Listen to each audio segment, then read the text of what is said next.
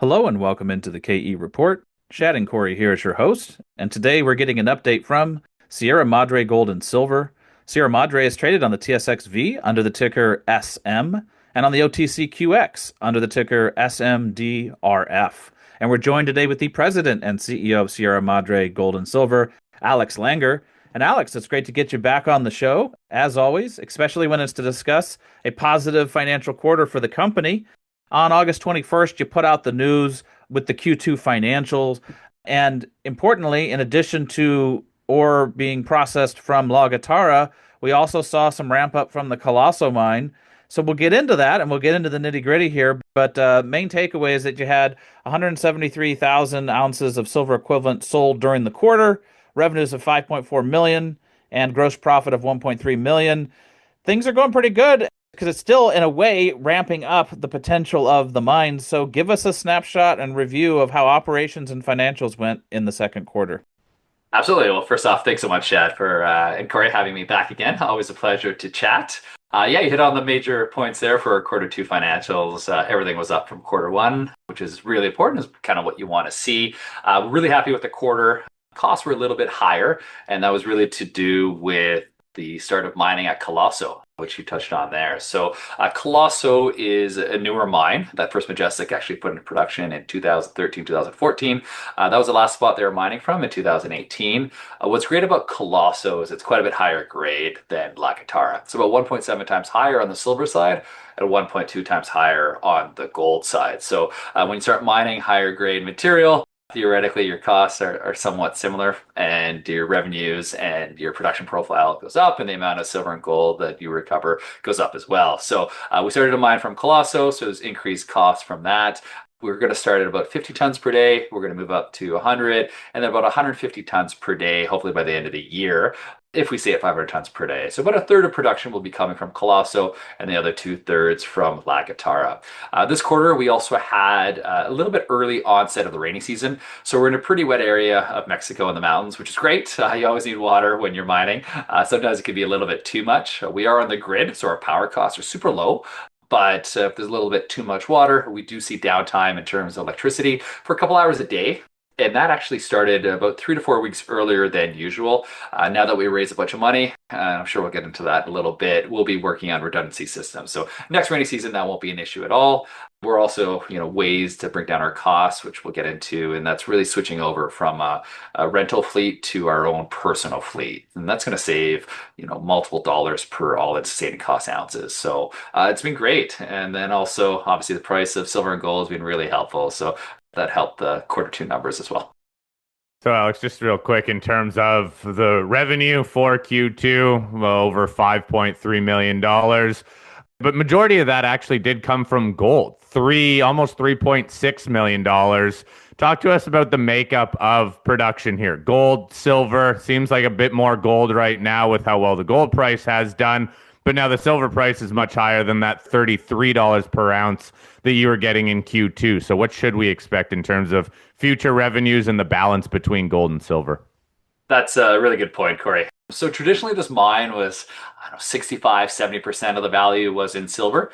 Gold really appreciated much quicker historically over the last number of years as opposed to silver. So in true actuality, we've been a gold mine 55-45 approximately over the last couple of quarters, which is fine. 100% precious metals. We don't have any lead or zinc or anything else like that. But with the price of silver coming up and us mining more Coloso, I expect us to be closer to 50-50 silver gold. And I think once we're in full operation and with silver kind of climbing up here, I expect it to be about 60-40 silver to gold ratio. They came out with the same concentrate. We get paid for both. So I'm agnostic anyway. It's always been a silver mine. I expect it to stay a silver mine, just that gold prices obviously went up quite a bit higher. But with now higher silver grades, I expect it to swing back towards silver's favor. Well, and it's nice to see the pricing action that silver's had over the quarter, to Corey's point. So it should be a pretty nice Q3. But no one's going to cry in their beer over the gold money that you're making, Alex. So that's nice to have both. I want to bring in the news that you put out on the 31st of July that you have the financing, 19.5 million in the private placement. because of what it allows you to do, a number of things. You can step on the gas next year with exploration, but you talked about the mining fleet that you're going to be looking at. Also, we've talked in the past about different equipment upgrades that you can make or additions to your equipment to increase the throughput at La Guitarra and the processing area. So, talk to us about how this financing enables the company to grow and work on some initiatives earlier than if you just had tried to grow strictly bootstrapped from the organic mine production. Good. Yeah, no, that's, it wasn't easy, deciding to take a financing in. Obviously, we owned about 25% of the company. That's founders and management. So put a lot of our own capital into it. And, we probably could have kept going without raising capital and bootstrapped it and, grew organically, but that would have taken, quite a bit longer. There is a cost benefit to accelerating things, especially in the junior exploration world and the production world. And with today's silver and gold prices, it made a lot of sense. So fortunately for us, we had an incredible lead order that came in. They listed their holdings now on Bloomberg, so it is open, and that's Franklin Templeton out of the US. So one of the top mining funds in the world. I think they're 1.6 trillion in asset under management across all their different platforms, things like that. So really happy. That was a lead order that came in. Our next big shareholder is Commodity Capital out of Europe. They own 8%, they maintain, so they came in. We brought in some retail. The order book is well over $30 million at one point. So there was a lot of interest, and I think we've seen that in the market since doing the financing. The financing was at 70 cents, and we're trading right around $1. And then we had Eric Sprott also come in for $3 million, an investor we had identified early on, who really likes silver and has been an investor at La Guitarra previously in the past. So really happy to bring in him. So this capital, again, is a little bit more than we had planned, but with the quality of investors that came in, we can, definitely use the capital. So kind of three-pronged. First one is switching over from that rental fleet to our own fleet. We already have 2 scoop trams that have arrived about 2 weeks ago. We're going to be getting some new haulage trucks. Just switching that fleet should save $3 to $4 an ounce in all-in sustaining costs, which is pretty significant when we're around $30. So that drops us down nice and quickly. And then a good chunk of that money will be for expansion of the mill. So just to remind everybody, we currently have a 500 ton per day mill that we're mining currently on a daily basis. There's various parts of the mill that have already been upgraded. So the flotation tanks are actually good for 1,200 tons per day. So that's something we don't need to touch for the time being. The crushing circuit's good for about 640 tons per day. And the biggest bottleneck as it stands right now is a ball mill, and they're about 500 tons per day. So we're going to be using this capital, and we should have news on that over the next little while, is expanding kind of most of those components. So we'll expand the tailings, because when you're producing more material, you're going to have more tailings. So making sure we're able to keep up with that. Also, just upgrading the flow conveyor belts, things like that. We'll look to add another ball mill. We'll look to add another crusher. And we want to get up to, kind of 650 tons is where we said, hopefully over the next little while here, and then eventually up to 1,000 tons per day. So we're fully capitalized for that with the money that we raised. So in essence, doubling our production profile over the next couple of years here with the capital we have on hand and with obviously the cash flows we are generating. So we'll have news over the next little while here. I really want to have better timelines and be able to explain, this is when we expect to have this, and this is where, this component's coming in. And these are timelines that we kind of put up on the board and we hope to achieve. And we've been pretty good so far in terms of, under promising, over delivering. But I do want to have those expectations out there for the market so they can judge us as we continue to progress and definitely will be expanding production. And then of course exploration, which I'm sure we'll get into towards the end, but that's really what I'm truly excited for. This amount of capital will allow us to drill at least 25,000 meters in the East District. And the East District was, one of the most prolific mining districts in all of Mexico during the 16, 17, 1800s, all the way up until 1937. So we're working through that right now. We haven't applied for the permits yet. We're just doing some environmental work in that area, and we'll hopefully have all that ready to go to start drilling, if all goes well, kind of Q2 of next year. So, we need to build up our drill targets first. We want to be pretty accurate. So a lot of groundwork that needs to happen before we can start drilling, but we're getting there, which is really exciting. Yeah, fair enough. It sounds like still the focus being increased production, increased cash flow. Now with this $19.5 million, not an insignificant amount of money, enables you to, it sounds like, speed up this development and increase of production. But you mentioned that whole guidance, sharing with the market, your plans, the timeline on it all. When could we see some more clarity on those timelines? When can you come to market with that information? We're working through it right now. So I'm going to think in the next, before the end of September, that's for sure. And we're September 4th today. So in the next few weeks, if not a little bit earlier. So we just want to be comfortable. We want to be confident. We've been procuring equipment for the last month here. So we might have been a little bit of quiet in terms of disseminating news, but that'll come out here very, very soon. So looking forward to sharing that. Well, and Alex, I think it's important to also circle back around to something you said about Coloso being higher grade. So even if you ramp up the throughput and have 650 tons per day or 1,000 tons per day, that's one way to grow. But the other way to grow is with grade. So talk to us about how grade can become a bigger contributor. If you went to 650 or 1,000 tons per day, does that mean you could bring more of the ore in from Coloso or from some of the other areas where there's stockpiles and other high grade zones that you could bring into the mix then? Yeah, exactly. So it's one thing when we do get up to 1,000 tons per day, and that's where we want to get to. We're going to need quite a bit more material. We're at 500 tons per day now, which doesn't sound like a lot, but it's a fair amount for an underground mine. So to be able to double it, we're going to have material from various areas. So Colosso being high grade, we're always going to be aiming for about 30%, 25 to 30% of all material coming from Colosso, just to really maintain that grade, again, to produce more silver, which is great. But there is another mine called Nazareno, which is actually attached to Colosso. They're actually connected underground. Nazareno was also a production center for First Majestic in the past. What's great about Nazareno is it's big. Like some of the widths are 30 meters plus, which means if you do a couple blasts, you have a lot of material. So if we were to increase from 500 to 1,000 tons per day, I think a lot of that production will come from Nazareno, which is right around the Colosso area. So that'd be the third mine we're kind of putting into production. And I think there'll be, hopefully news on that and when we expect that to come online.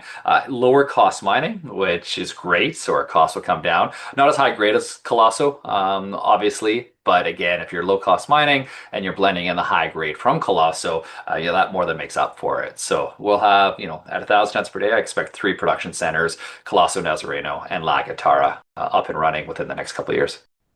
So, Alex, because you are in Mexico, I do need to ask, do you need any permits for this? Do you need any government support for all of this ramp up and even bringing on different production centers? We do not. No, we're fully permitted. There's no limit on throughput as well, which is great. So we could even, eventually go higher than that if it made sense. But for the current areas, it's all fully permitted. We are good to go. Yeah, it's unique in that sense, and it's another plus for the company.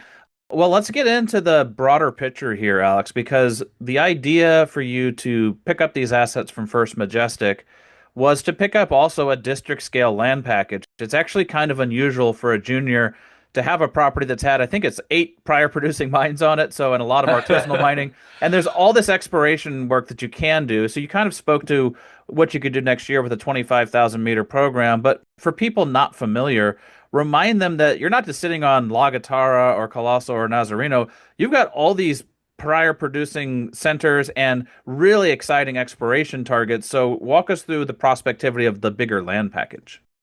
Sure. So first off, the package of the land package is about 25,000 hectares. It's one of the largest exploration packages in all of Mexico. Really fortunate that a company like First Majestic held it previously. Usually, honestly, something like this would be broken up to 4 or 5 different juniors. But since it was held by First Majestic and, being a major, they were able to, maintain it and keep the land package together. And it was $1 million a year in taxes just to hold the land of La Guitarra. So really fortunate and pretty rare for a junior of our size to have, such large exploration potential. To date, we've identified about 60 kilometers of vein material just at surface that we could go explore. As you mentioned, there's 8 well-known former mines within the whole project area. The 2 largest, outside of Guitarra and Coloso, these were much larger, were Mina de Agua and El Rincon. Mina de Agua had 10,000 employees during its peak. That mine shut down about 1910. They got a little bit too deep, hence the name Mina de Agua, and it flooded. Fortunately for us, back then there was no real way to dewater a mine. Obviously today we have new technology and we're able to do that. So that's quite exciting. It's a big area, lots of veins right at surface. It's an area that we will explore as well. And then the other one is El Rincon. El Rincon was a smaller mine. It was running at about 100 tons per day. However, the head grade there was 6.5 grams gold and 860 grams silver for the 20 years of production up until 1937. Again, that got a little bit too deep and it flooded. So those grades are incredible, 5, 6 times what we're currently mining at La Guitarra or Coloso. So you can see if we were able to add even 100 tons per day of material from El Rincon, that would really increase the profile of production on a quarterly and annual basis. So that's also permitted too, which is great. First Majestic did obviously an amazing job in terms of environmental work, community work. They recognize the potential within this area. So they actually leased a large piece of land, about 150 hectares, which we could start working from. So it'll be one of the areas where we will go explore. There's underground tunnels we can go in, we could drill from underground. And, if there is potential here, if we're able to find what we think we could find in the future, you'd probably want to build another production center because it could be quite large. So that would be a perfect area to do so. So we can acquire that land fully and, eventually, if things go really well, build another much larger production center. So, Alex, let's look a little ahead to the exploration potential. You said even that recent financing is now going to enable you to do 25,000 meters of drilling. Sounds like next year with all these targets and old mines. It sounds like infrastructure development all over the place. How are you going to prioritize what you go after? What moves the needle for the company the most if you are going to drill this much, all with that goal of near-term mining, it sounds like? Yeah, I think the market would love to see some, really great intercepts. And I think we're going to have the ability to do that just because we have the old production records. Like we've gone to the old, town hall where they have all the old mining records and you can see what the veins were. There's one really interesting area called Los Locos, means the crazies. And it was an underground vein or underground tunnel that they had mined from over 1.4 kilometers underground. They intersected 13 different veins of over 1 meter in width, which is just crazy. So hence the name Los Locos. So these are the types of potential that we have to intercept in the East District. So it's tough to give guidance, but I think to start, we're going to be looking for some really neat company defining drill results to start, and then starting to build up resources as well. So it'll be a combination of both. I think people want to see the true exploration, and then obviously you'd have to add in some infill and things like that to eventually bring that into resource. But I think step one is going to be just exploration, true exploration, which is neat before you do any of the infill and mining drilling that you would do in the future. All right. Well, I think we'll wrap it up there for today, Alex. But a lot of potential catalysts for the company coming up, from expanding production, adding equipment, looking at the potential to bring in material from a third mine, looking to grow the production profile over the next year, but then also all of the work the team is doing on the ground to prepare drill targets so that you can start a pretty aggressive drill program next year. So really a multi-pronged approach for the company and a lot of news flow to be coming out. I'm sure we'll be talking again as more news comes out, but for those of you listening in, definitely click on the link below in the show notes. It takes you right over to the Sierra Madre website, straight to their news section where you can sign up for updates that hit your email inbox, or just follow along with the news as it hits the wires. Alex, keep us posted. We'll get you back on. And as always, looking forward to our next conversation. Absolutely. Thanks so much, Corey and Chad. Always a pleasure chatting. Look forward to seeing you, I guess, next week at Beaver Creek.